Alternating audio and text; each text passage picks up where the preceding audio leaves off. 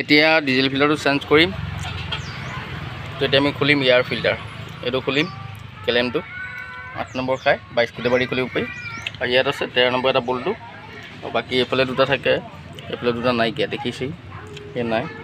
তো এই কেলেমটো লছ কৰা আছেই, মানে কেলেমটো সিফালে মোক কৈছে কিন্তু ঢিলা আছে। তো এতিয়া আমি এইকেইটা খুলিম, তাৰপৰা ডিজেল ফিল্টাৰ খুলিম, চাই থাকক। চ' 11 নম্বৰ বল্টটো ডিজেল ফিল্টাৰটো খুলিম।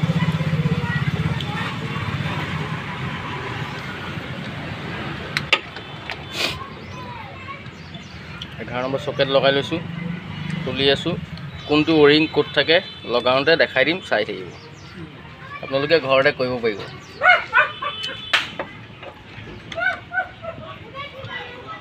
বল্টটো ঢিলা কৰি দিব। এইটো বল্টটোত এটা ৱৰিং থাকে সৰু, এইটো ৱৰিং দেখিছে, এইটো ডিজেল ফিল্টাৰটো দেখিছে, ওপৰফালৰ পৰা কোলা হৈ গ'ল, একেবাৰে তলৰ গোল বাতি হৈছে এইটো কেচিংটো, তাৰ মাজৰটো হয় ডিজেল ফিল্টাৰ। এইটো কেচিঙত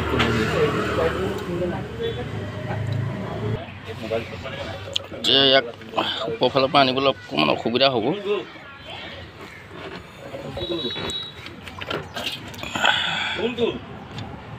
তললৈ লাহেকৈ থৈ দিছোঁ, তাৰপৰা আপোনালোকক দেখাই আছোঁ।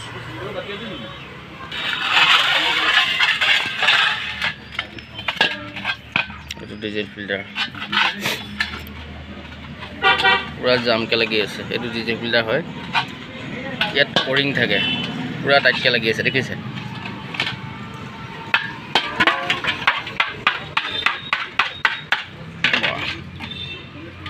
লোৱাই নাই, বেয়া জামকৈ ধৰি আছে।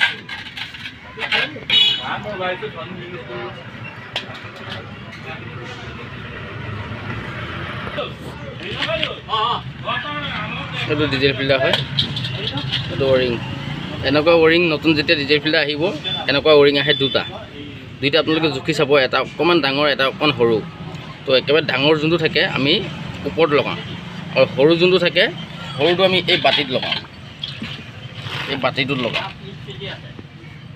বাতিটো ইয়াত বহিব, বহাৰ পাছত তেতিয়া ডিজেল ফিল্টাৰটো এনেকৈ বহিব। বহাৰ পাছত এনেকৈ আমি ওপৰত কেচিঙত বহুৱাম, বহুৱাৰ পাছত আমি বল্টটো লগাম। কিন্তু বল্টটো লগোৱাৰ আগত এনেকুৱা ৱৰিং যোনটো ডাঙৰ বুলি ক'লোঁ, ডাঙৰটো আপোনাৰ বহিব ক'ত চাই থাকক। এই কেচিঙত ইয়াত বহিব ডাঙৰটো, ডাঙৰ ৱৰিং এটা বহিব, আৰু সৰু এটা ৱৰিং বহিব চাওক মাজমজিয়াত। ডাঙৰ ৱৰিং এটা বহিব, সৰু ৱৰিং এটা বহিব, আৰু এটা ৱৰিং ডাঙৰ ৱৰিং এই বাতিটো বহিব, এই বাতিটোত বহিব। তাৰপিছত ডিজেল ফিল্টাৰ লাগিব ধৰক, এনেকৈ সমানকৈ বহুৱাই ল'ব লাগিব। এনেকৈ এই গ্ৰুপত এনেকৈ বহি দিব, এনেকৈ গ্ৰুপত বহিব, বহিলে এনেকৈ বহুৱাই ল'ব লাগিব। তো এইটো সৰু ৰিংটো মানে ইয়াত হৈ গ'ল, আৰু ডাঙৰটো জেগাত ওপৰত লাগিব, বল্টটো লাগি থাকে। এইটো এটা সৰু ৰিং হয়, অকণমানি। এইটো ৱৰিং মানে ডিজেল ফিল্টাৰৰ লগত আহেই, এইটো বদলাই দিম। মানে আপোনালোকে পুৰণা ৱৰিং কেতিয়া নলগাব। ডিজেল ফিল্টাৰ, এইটো নতুন ৱৰিংটো আমি বহুৱাইছোঁ, নতুন এনেকুৱা চেম ৱৰিং থাকে, এটা অকণমান ডাঙৰ, এটা অকণমান সৰু। এইটো সৰুটো আমি ইয়াত লগাইছোঁ। এতিয়া এই ডিজেল ফিল্টাৰ নতুনটো ইয়াত বহিব। তাৰপিছত ইয়াত আমি ৱৰিং এটা লগাইছোঁ, বল্টটোত পুৰণা ৱৰিংটো খুলি পেলাই দিলোঁ, এইটো নতুন ৱৰিং লগাইছোঁ। এতিয়া এইটো চব পুৰণা ৱৰিংটো ইয়াৰ পৰা খুলিছোঁ, এইটো এটা ৱৰিং, তো ইয়াত থাকে চব।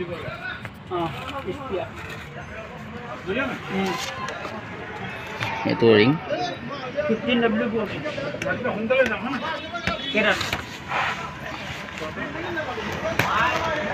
এইটো ৱৰিং লাগি উঠিব ইয়াত। ডিজেল ফিল্টাৰ বদলালে পুৰণা ৱৰিং কেতিয়াও লগাব নালাগে। এটা ৱৰিং এবাৰ খোলাৰ পাছত তাৰ টেম্পাৰটো কমি যায়। এইটো ডাঙৰটো, এনেকুৱা দুটা থাকে, এটা অকণমান ডাঙৰ, এটা অকণমান সৰু। এইটো ডাঙৰটো ইয়াত।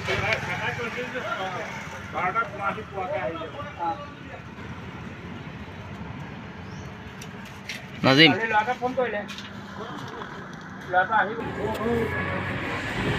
তো আমাৰ ৱৰিংটো লগাই হৈ গ'ল। এইটো ডিজেল ফিল্টাৰ লগাম, চব ডিজেল ফিল্টাৰ লগাই আছোঁ। বল্টটো লগা, হাতে যিমান পাৰা পূৰা চপা। মানে মোৰ ৰাতিপুৱা ষ্টাৰ্ট হোৱা বহুত প্ৰব্লেম। যোৱাবাৰ মেকানিকটোক পইচা দিলোঁ 7,000 লয়। কি কৰিলে এতিয়া জানা? এইটো আমাৰ ডিজিপ্লে লগাই হৈ গ'ল, এইটো অকল টাইট দিলে হ'ব। হেৰি হ'ল ন কিবা অকণ চপা ঐ হিটাৰ প্লাগ বদলালোঁ ক'লে নবদলালে। মবিল বদলালোঁ ক'লে